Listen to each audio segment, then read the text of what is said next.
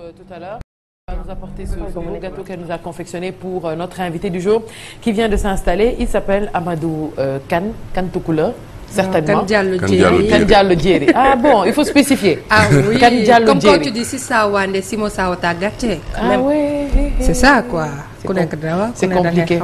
Alors Amadou, j'adore mon invité d'aujourd'hui puisque le temps est quelque chose de précieux. On aime garder un bout de temps sur soi et on a besoin du temps aussi aujourd'hui pour avancer dans la vie. Et il nous propose d'accessoriser le temps et c'est quelque chose de merveilleux. Amadou, pourquoi aujourd'hui de spécifier sur les montres? D'abord, merci pour l'invitation et bonjour à vos téléspectateurs. Pourquoi me spécifier sur les montres? En fait, je ne me spécifie pas sur les montres. Notre marque Cardastyle propose divers vêtements comme des t-shirts, des chemises, des polos, des blousons. On se lance maintenant dans les accessoires parce qu'on voulait faire une petite différence avec ce qui se faisait auparavant et lancer un peu, on va dire, quelque chose de nouveau. Mais on ne se spécialise pas sur les montres.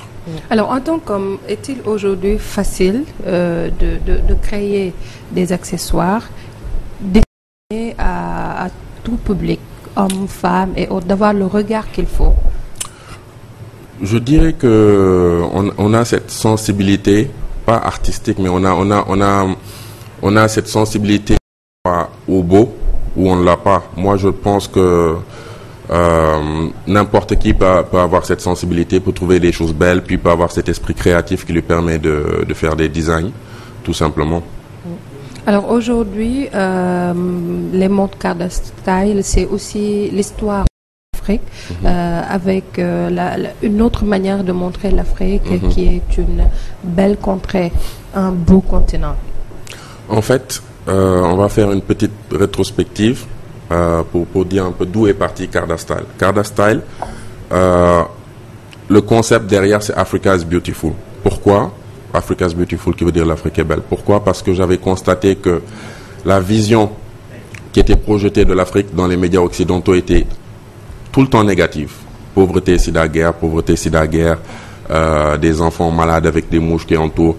Alors, à un moment j'en ai eu marre un peu de cette vision constamment négative et je me suis rendu compte que les gens en Occident ne connaissaient pas vraiment l'Afrique, ils avaient tout le temps des préjugés négatifs. Or, l'Afrique est un continent qui a besoin d'investissement, mais si cette vision est constamment projetée, qui va vouloir investir dans le continent? Alors, Cardastyle, c'était un peu pour essayer de défier cette vision constamment négative projetée dans les médias occidentaux et c'est de là que c'est parti. Et l'objectif, qui est très ambitieux, c'est de faire prendre conscience aux gens que l'Afrique est belle, et que l'Afrique, ce n'est pas seulement la pauvreté, la guerre, mais c'est aussi les couleurs, la beauté, la richesse, le mystère. C'est des choses positives aussi. Donc, c'est un peu ça le concept derrière. C'est aussi, disons, de l'espoir, puisque au Canada, et vous êtes revenu au Sénégal au moment où beaucoup rêvent d'ailleurs.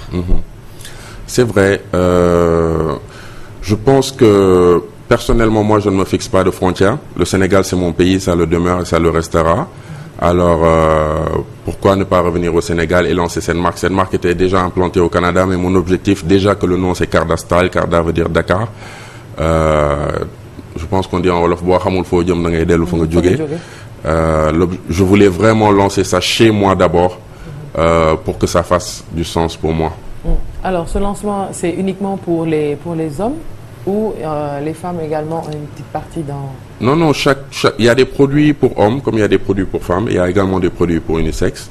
On vient de faire notre lancement vendredi passé au Casino du Cap-Vert qui fut une réussite totale. Alors on est en train petit à petit d'essayer de mettre les bases pour faire une promotion qui a de l'allure et être définitivement implantée au Sénégal. Alors, si on parle aujourd'hui des montres, quelle matière est-ce que vous utilisez? En fait, il y a plusieurs matières. Il y a des montres en cuir, comme celle-ci, et il y a des montres en silicone. Alors, nous allons également lancer des montres en métal très bientôt. Alors, ce sont les trois matières principales pour l'instant. Alors, j'aimerais savoir, est-ce que c'est vous qui êtes à la base de création, genre mbir yi minutieusement wala aussi vous faites les designs et vous remettez les designs à quelqu'un pour qu'il fasse les produits finis? Non, en fait, ce que je fais moi personnellement, c'est les designs. Je fais le concept, puis je fais les dessins et je fais le design. Et après, il y a des usines qui fabriquent le produit. Alors aujourd'hui, le message qui est inscrit au dos, c'est de l'Afrique au monde. Au monde. From Africa to the world. C'est juste une manière pour moi de recentrer les choses autour de l'Afrique, pour montrer encore une fois que l'Afrique est belle et que l'Afrique a beaucoup de choses à offrir et beaucoup de choses à apporter au monde. Est-ce qu'on peut, Laïs, s'il te plaît, est-ce qu'on peut regarder une vidéo de Carda Style pour regarder un peu ce qu'ils font, la montre et tout? Alors je pense que peut-être l'élément n'est pas encore. Ah, voilà.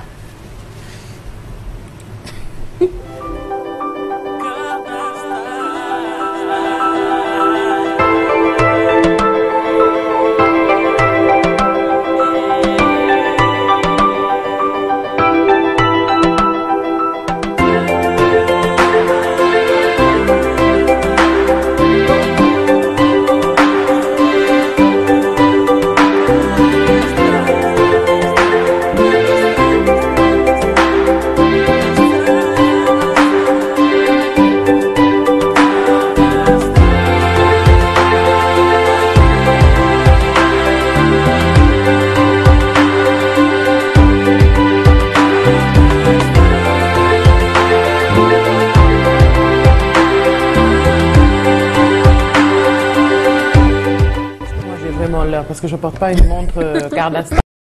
Je sais pas si l'heure que j'ai c'est vraiment exact par rapport à la montre. Vous allez en avoir une bientôt pour avoir l'heure juste. Alors, on a vu aussi que c'est une marque qui communique.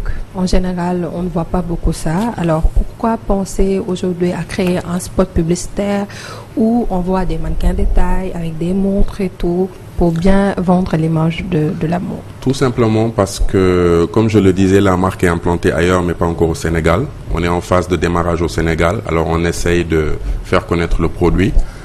Donc une stratégie simple pour faire connaître le produit, c'est vraiment communiquer, faire des photos, etc., faire des spots et puis voilà, on est en train de communiquer à fond actuellement.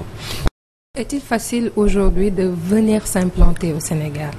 Non, bien sûr, c'est pas facile, c'est un défi, mais j'encourage tous ceux qui ont la possibilité de le faire, de ne pas hésiter parce que c'est une façon pour nous de contribuer au développement de notre pays. Alors, Carda Style, c'est le style de Dakar pour dire que les Sénégalais ont la swag et ils veulent que le monde entier puisse avoir la même chose. Exactement. En tout cas, on vous remercie. Merci à toi. Merci beaucoup, Philly. Et on se retrouve mercredi prochain, Inch'Allah. Inch'Allah. Ah, Philly, n'a toujours bien changé maintenant. Moi, c'était les jeudis. Tu veux qu'on te remette les jeudis? Ah oui. On fait un vote pour voir si le jeudi et le mercredi, le mois arrangé. En tout cas, merci beaucoup à toi. Merci également à Amadou Kane. Tu veux faire un coucou, Philly? Tu veux faire un coucou? Comme c'est vrai, rubrique big up. Tu voulais faire un big up?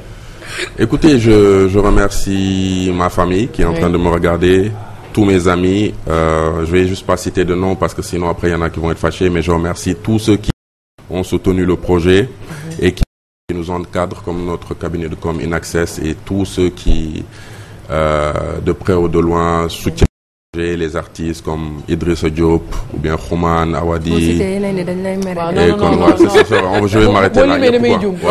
C'est le rubrique big up yow. Non, man big up manger. Big up manger. Doni sa maam. Déedéet. Ah safala. Maam coucou. Maam Anna coucou. problème bu mag laa naroon am. Non mais dëgg saalit ba pare maam dama saalit parce que dañ fi indi gâteau maam coucou. Bon Sophie gâteau bi day indi problème yu bëri indi ko. Voilà mën nga ko indi. malheureusement Khadija day muñ ndax invité bi laa koy jox. C'est gentil. plateau bi ëpp na de muñal rek. muñal ba beneen mais man dinaa la jox kuddu nga dundee yaakaar. Voilà au moins nga dundee yaakaar. Allez-y Amadou Kane, alors vous allez déguster et puis donner votre impression pour ce gâteau renversé à l'ananas que vous pouvez reprendre chez vous ou bien les téléspectateurs qui ont suivi de 7h jusqu'à 9h. Comment est-ce que ça s'est passé? Le moment de mettre les œufs, la farine, la levure qui va avec, c'est comment?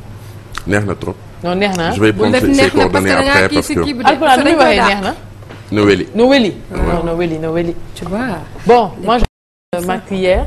Khadija également garde sa cuillère. On va déguster tout à l'heure. Ainsi se referme ce Good Morning. Et je rappelle que la rediff à la radio, ce sera à 22h. Merci à tous les téléspectateurs. Et comme vous le savez, le rendez-vous est pris demain à 7h, Inch'Allah. Tout juste après moi, Sénégal ca kanam. Et puis vous allez retrouver à 11h Sokhna Mbayang Thiam pour Kër Gi. Et puis tout au long de cette journée, le programme de la 2STV, votre chaîne de télé préférée. Merci beaucoup et bon appétit à tous.